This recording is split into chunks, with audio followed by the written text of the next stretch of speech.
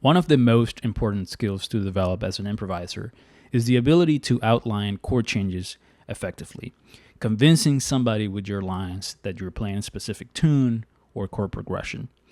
If you're learning jazz improvisation, if you're a beginner, intermediate, or even if you're an advanced player, you understand how important this is and how frustrating it can be when somebody is trying to figure it out. Okay, what are the notes that I have to hit? How do I connect them?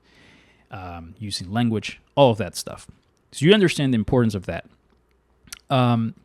However, personally, as a teacher, the danger of this phase, when you're learning how to outline changes, is that you get into this mentality of outlining every single chord that you see in a song. If there are 8 chords, students tend to want to play over all of those 8 chords, and all of the 8 chords are as important. It turns out, though, that to really develop as an effective musician and improviser, one of the most important skills you have to develop is your ability to reduce and simplify harmony into the most important harmonic sounds that will create the harmonic picture without sacrificing quality. In order to do this, we have to be familiar with harmonic functions. And to give you a really simplified version of what that means, in music we have basically 2 types of sounds. We have sounds that feel static, that don't want to go anywhere. If I play that chord, that feels static, right? Doesn't want to go anywhere. If you tell me, oh, that should go here, well, that's just where you think that should go, but this chord feels like home. So that's function tonic, static. And then there's another type of function called dominant. If I play the same thing again,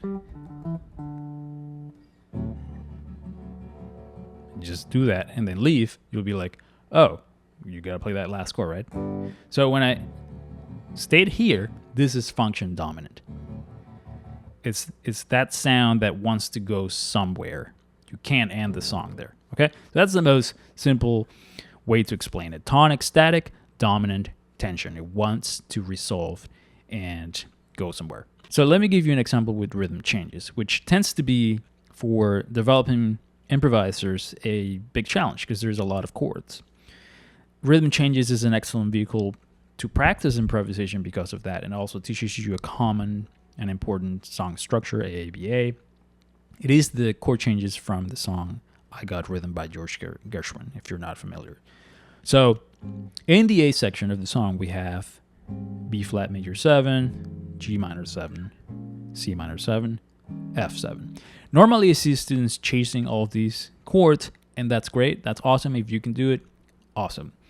I'm going to show you how to simplify it and understand this in a more effective way, with the intention to slowly outlining more of those changes as you start understanding how the harmony actually works.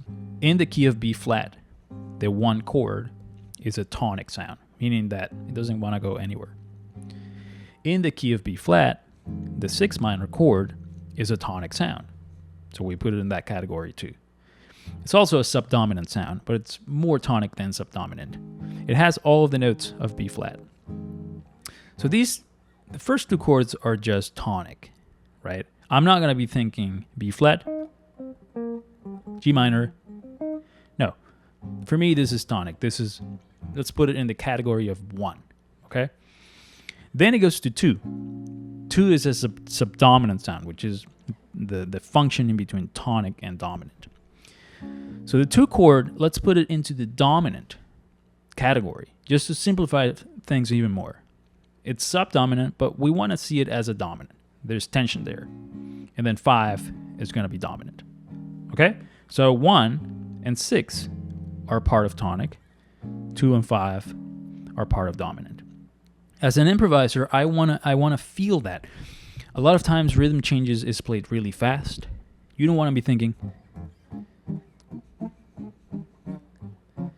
right? You want to think something more like, okay, tension resolution in bigger phrases.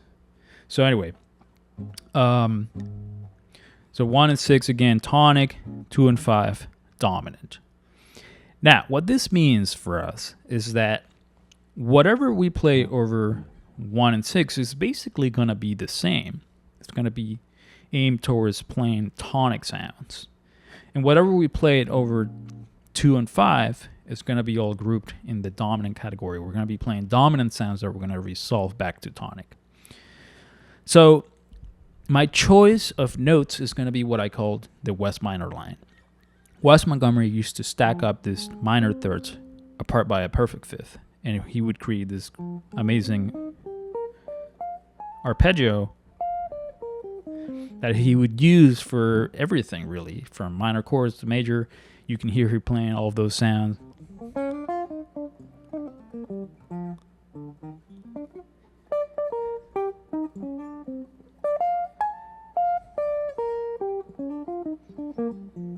He's lining up his ideas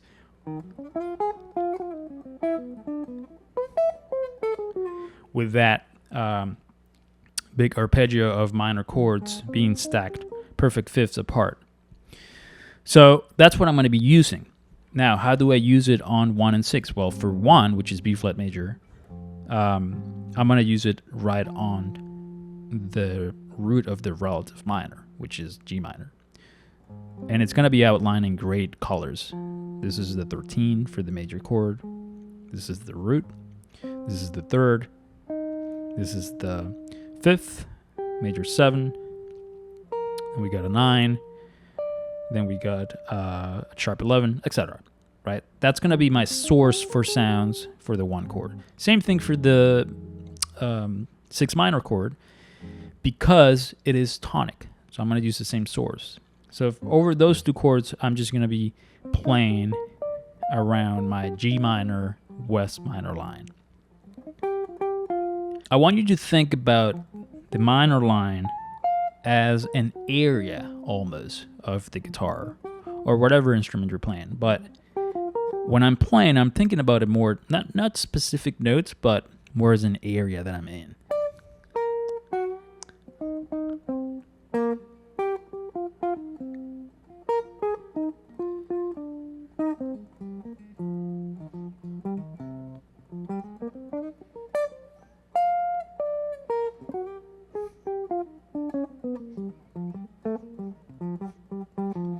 You know, it feels more like an area. So I want you to see it that way. So that's for 1 and 6. For 2 and 5, we could still even play some of those sounds, some of those tonic sounds, because if you play this chord, you can even simplify it C minor as G minor, because there's a G minor triad on top of it. But we're going to alter it, just because a lot of times when we have dominant chords that resolve like normal dominants do in jazz music, we alter those sounds into the tonic sound. So let's play an altered chord there. I'm going to look at F7 sharp 9. Okay, sharp 9, flat 13. This voicing right here. A lot of people call it the Hendrix chord. So, and I'm going to take off the root of that just to see what's on top, and this is what I'm going to focus on to find the best sounding notes for that. I can see an A major 7 chord or A major 7 flat 5 chord. Check out my other videos talking about these structures, major 7 flat 5 or the West minor line, if you want to learn more about that. And then I'm going to say, okay, if this is an A major 7 chord or A major 7 flat 5, what is the relative minor? It is F sharp minor, right? From A to F sharp minor. So I'm going to play my F sharp minor line there.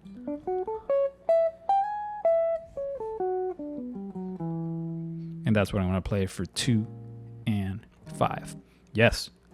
Over the 2, we're going to be playing some alter sounds. But that's the whole point. The whole point is to simplify the whole thing so that you can start feeling what the real movement of the harmony is that you need to have as an improviser to play effectively. You're not thinking all the time, this chord, this chord, this chord, this chord, this chord, this chord, and then you're behind, and then it sounds like you're really playing, sections instead of music. So over these 2 chords, we're going to alter the whole thing. So check this out. We're going to have G minor line over the first 2 chords, and then F sharp minor. These 2 things are moving down a half step.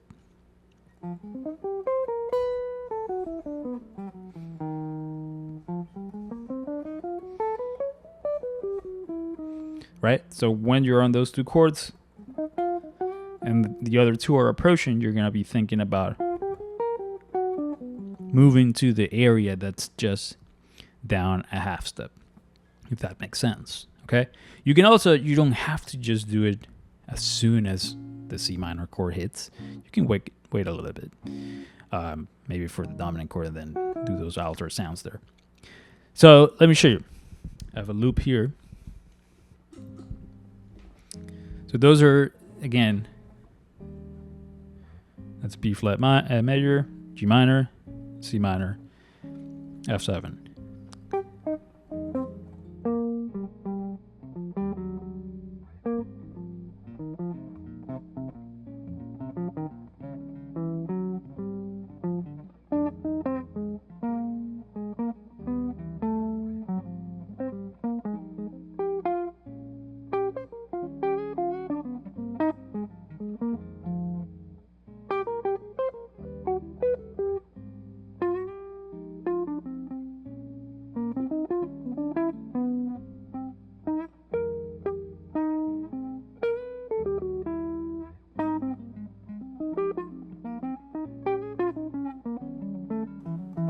So you can see that when the 2 and 5 chord are happening, I'm playing down a half step, right? I'm voice leading my ideas down a half step.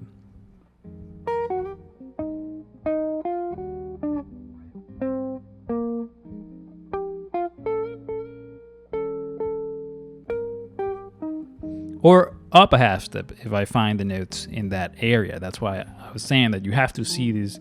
You have to really learn it to see them as areas.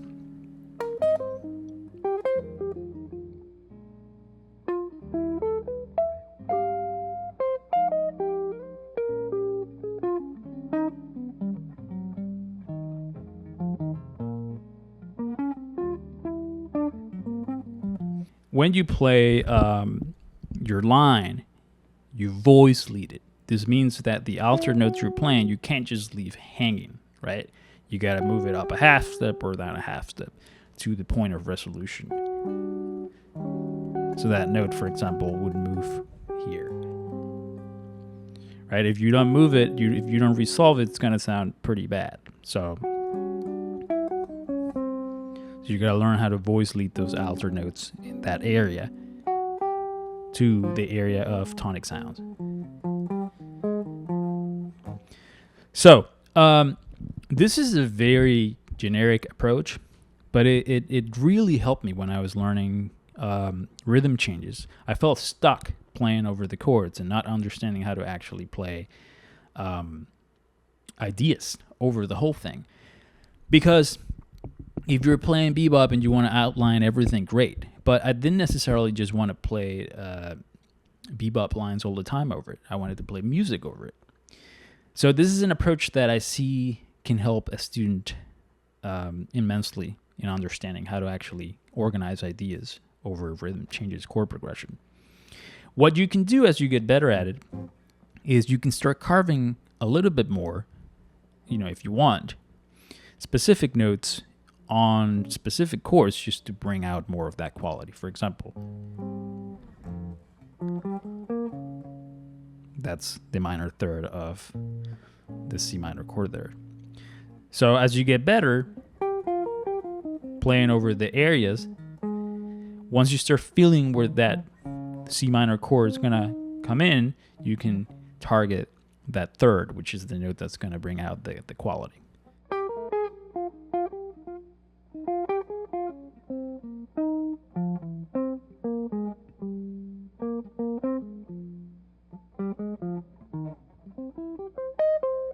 Then I'm outlining more of that 2 chord there. Same thing with the 5 if you want to outline the third.